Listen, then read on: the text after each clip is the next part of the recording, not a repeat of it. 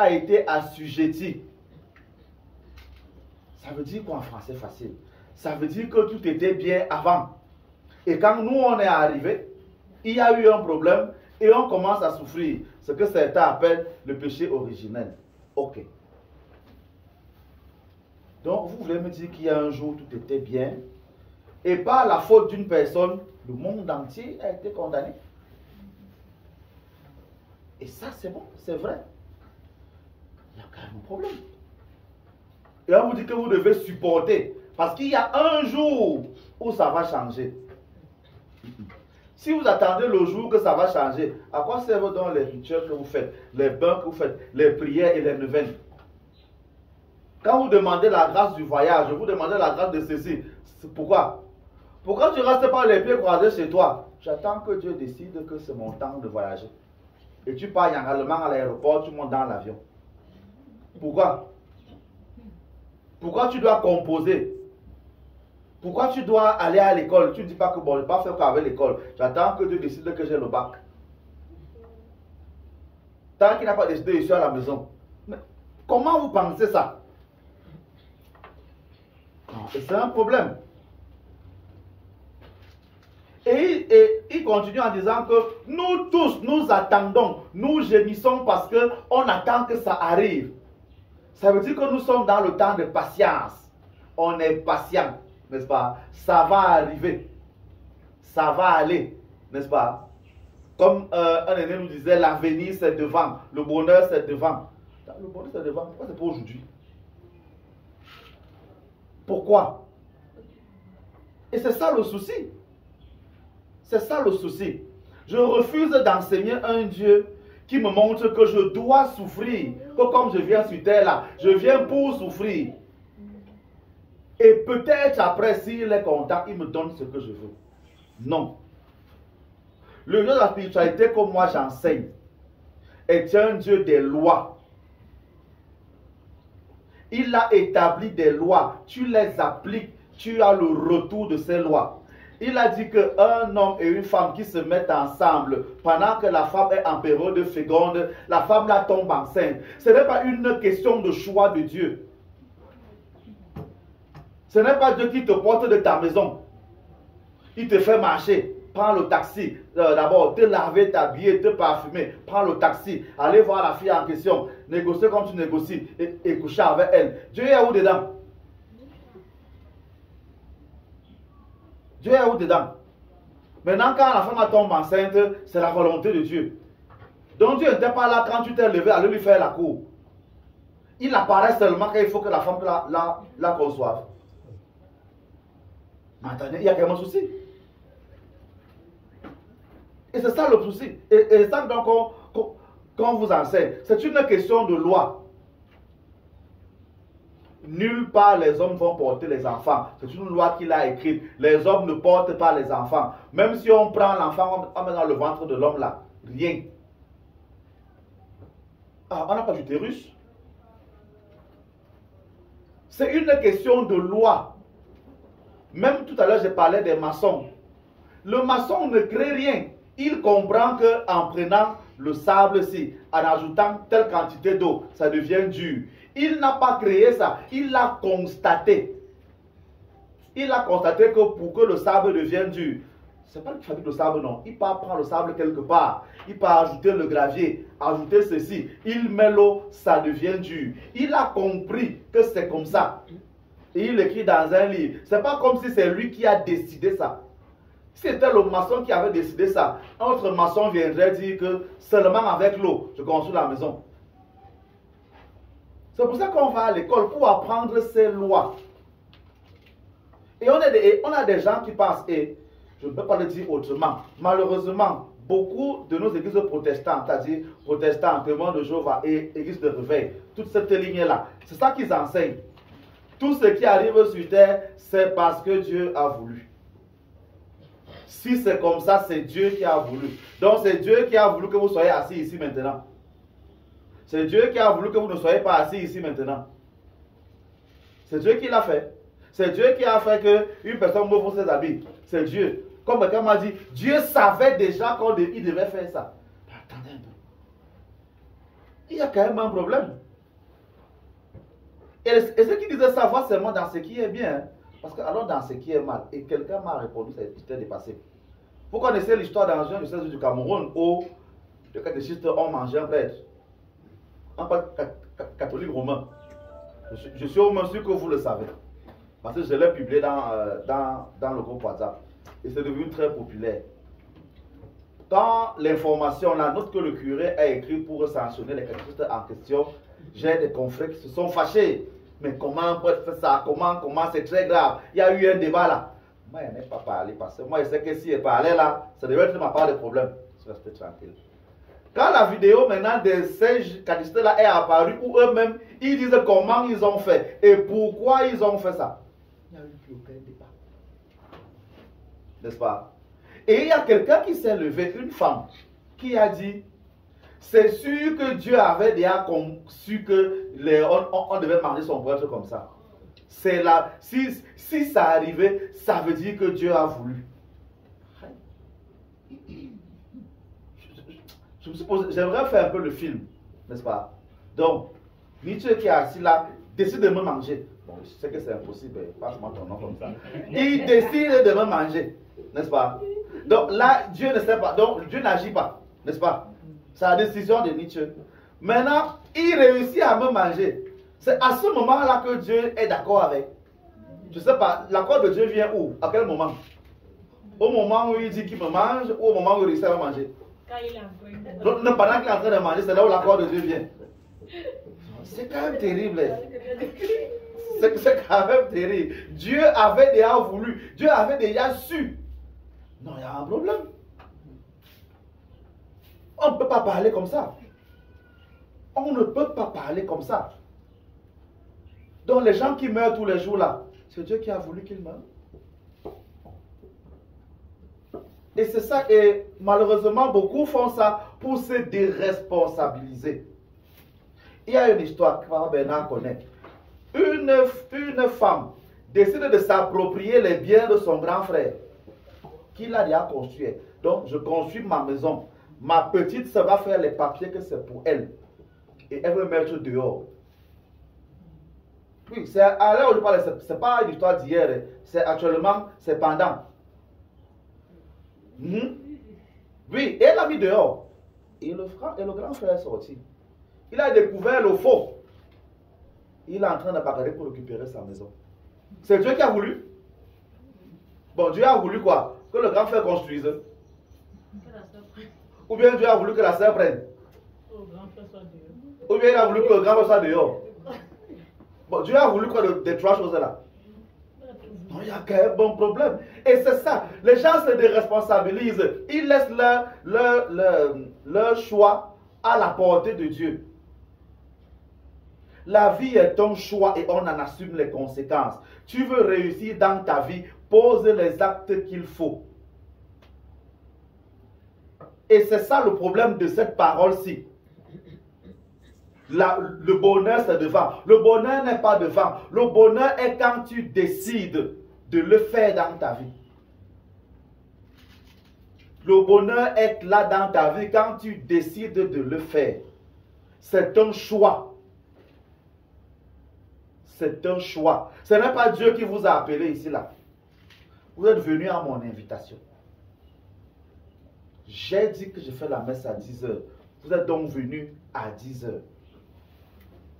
Ce n'est pas Dieu qui vous a appelé. Dieu a la bouche. Il parle en quelle langue? Bon, nous sommes là au moins 7 langues représentées. Il a parlé dans quelle de nos langues? Il a parlé en français. Et il a parlé dans une langue biblique. C'est ça que je veux quand même comprendre. Il vous a tiré comment? Oui, il y a un souci. Donc, c'est quand même étonnant. Donc, je n'aime pas cette parole parce qu'on fait que c'est Dieu qui fait là-bas. Nous, on subit seulement.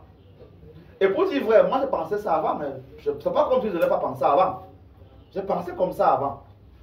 Je me rappelle une fois, avec mon soeur Jean-Marie Bonabala, quand j'étais encore à Bafia, une fois, il avait une manière de jauger les gens avec qui il parlait. Du moins, tous les grands le font tout le temps. Ce n'est pas comme si il n'y a que lui qui le faisait. Il te pose une question. Selon ta réponse, il évalue ta manière de penser. Il sait à quel niveau tu es. J'étais à la cathédrale à l'époque, donc forcément on se voyait tout le temps parce que l'évêché est à part de la cathédrale là-bas à Bafia. Donc le curé m'a envoyé faire une tâche. Je croise dans l'évêque, je le salue normalement. Bonjour excellent, bonjour. Après il me demande, est-ce que tout va bien pour toi? Je ne sais pas comment répondre. Si je dis que tout va bien, ça peut faire un genre que mon stage n'est pas trop compliqué pour moi. Si je dis que j'ai un problème, c'est accuser mon curé. J'essaie, je fouille, qu'est-ce qu'il peut dire à l'homme pour qu'il ne voit pas que j'ai mal parlé. Je lui dis, bon, monseigneur, je ne sais pas si tout va bien, mais tout va comme Dieu veut. Maintenant, moi, je m'adapte seulement à ce que Dieu lui veut là-bas. C'est Dieu qui fait seulement. Moi, je pars, je fais ça. Il s'arrête, il me regarde.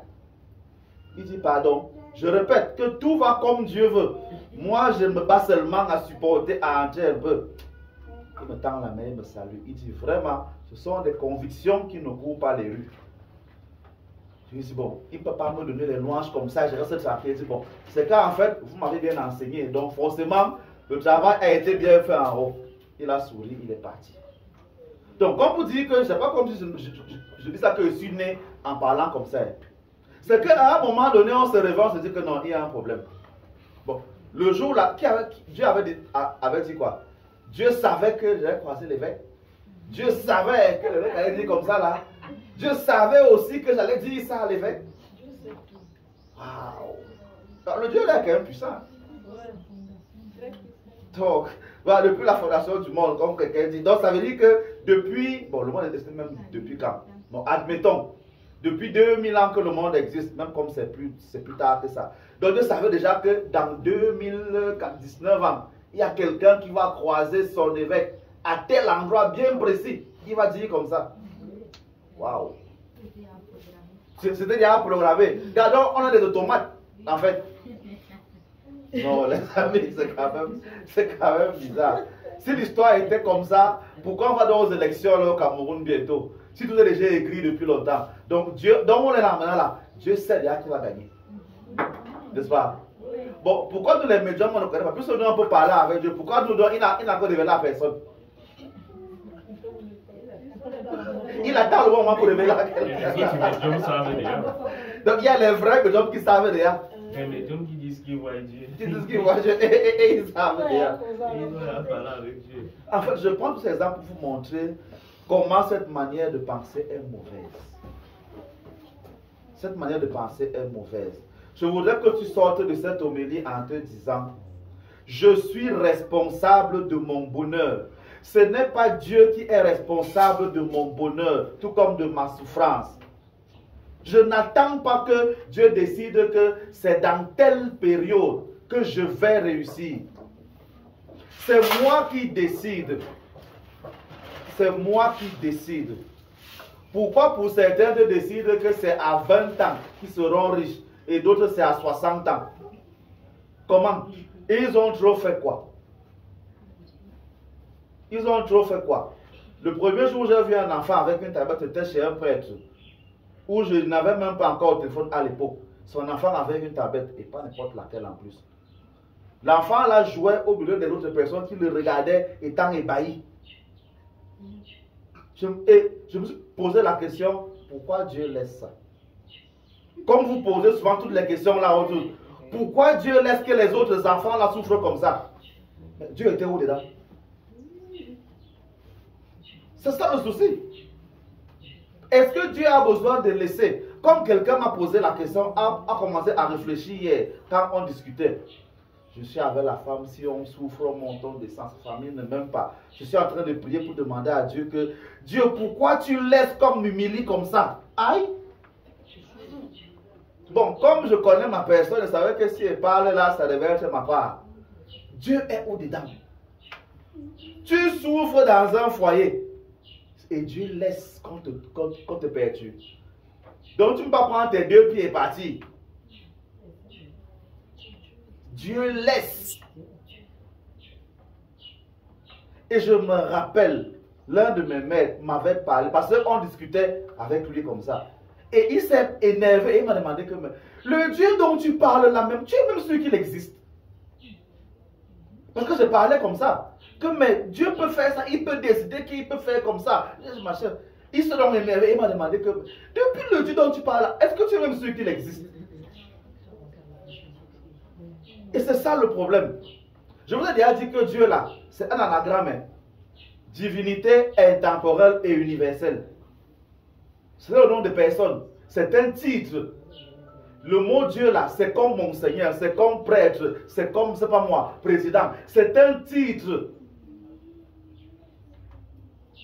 Je l'ai dit. Je peux même définir autre chose, mais bon, c'est pas le moment aujourd'hui. Mais sachez-le. Donc, la divinité là, vous êtes sûr qu'elle existe, celle qui sait tout ça et qui vient mettre sa main comme ça là. Elle existe où? Vous pleurez au travail ici au Cameroun. Tout le monde connaît King Nasty, non? Voilà ça que j'ai tout seul, non? Pourquoi Dieu laisse ça? N'est-ce pas?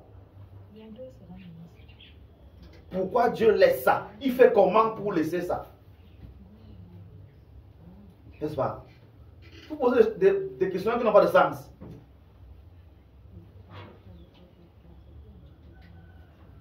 Donc, je voudrais que vous le compreniez.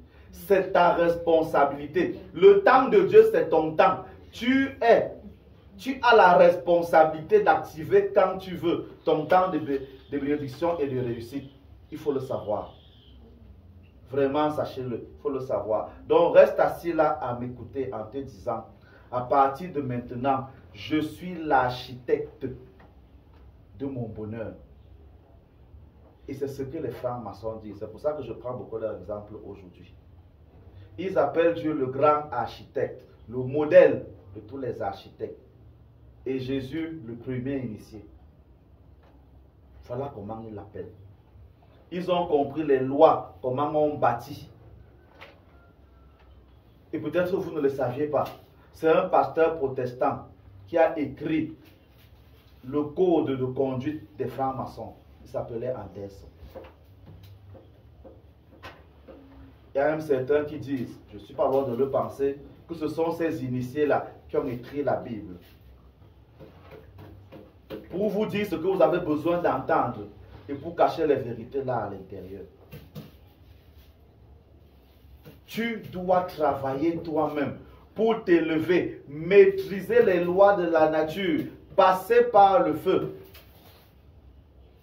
Dans beaucoup des bénédictions que je fais, il y a toujours la phrase « par celui qui purifiera le monde par le feu ». Tu dois t'élever. Tu dois toi-même faire tes sacrifices pour avoir ce que tu veux. C'est une loi de la nature, la loi de l'échange équivalent. Pour avoir une chose, il faut donner une chose d'égale valeur. Tu as 100 francs en main, tu vas à la boutique, tu veux le pain de 100 francs. On te remet les mêmes 100 francs, mais dans la valeur du pain. Tu as 200 000, tu dépenses 200 000, on te donne un téléphone. Mais tu as les mêmes 200 000 là que tu as en main, pour les transformer en téléphone. C'est tout, hein? Aussi simple que ça. N'attendons pas que Dieu descende du ciel pour venir faire quelque chose. Parce qu'il ne descendra jamais. Il n'a même jamais descendu. S'il est descendu, pour descendre, il faut monter. Il est monté quand pour descendre? D'abord. Les gens qui ont déjà pris l'avion là, vous savez qu'on prend l'avion, on passe au-dessus des nuages, non? Quand Dieu l'a lui monté, il est parti. Et c'est ce qu'il y a, j'ai fini par là, Astronaute avait dit, ceux qui sont allés sur la Lune. Je crois que c'était Lance Armstrong, mais je peux me tromper, je ne suis pas sûr du nom. Il avait dit ceci. Je suis allé au ciel. J'ai cherché et je ne l'ai pas vu. Parce que nous ici, là, on voit que le ciel, c'est les nuages, non? Quand tu prends l'avion, tu vas au-dessus des nuages. Il n'y a pas. Il y a un autre. Maintenant, quand lui, il a pris, il est allé sur la lune. Il n'a toujours pas vu Dieu. Et c'est la phrase qu'il a prononcée. Que je suis allé sur la lune, j'ai cherché Dieu, je ne l'ai pas vu. Parce que ici sur terre, il est trop loin. Bon, peut-être qu'il devait encore aller plus loin. Je ne sais pas ce qu'il y a après la lune là-bas, moi je ne connais pas. Voilà. Donc il devait foncer. Donc quand on dit que Jésus est monté là, il est monté jusqu'où? Il y a quand même un souci. Donc c'est important. Donc monter là, ce n'est pas physique. C'est une image. L'image là, c'est pour t'apprendre que tu as la possibilité de faire ce que tu veux. Construis-toi toi-même. Construis-toi toi-même. Et dans l'image, le livre du rosaire que j'ai publié, l'image que j'ai sortie, c'est justement l'image d'un homme qui façonne sa femme, d'une femme qui façonne son mari. On se façonne mutuellement. Et c'est ça l'image de la vie. Comprenez vraiment qu'il pourra. Puisez-vous continuer d'avancer dans la connaissance et l'application de ces lois en obéissant constamment à ce que nos ancêtres nous ont montré sur le Père Soleil, la Mère Lune et la Terre, mais aujourd'hui, comme cela était hier jusqu'à la fin des temps, ainsi soit-il. Amen.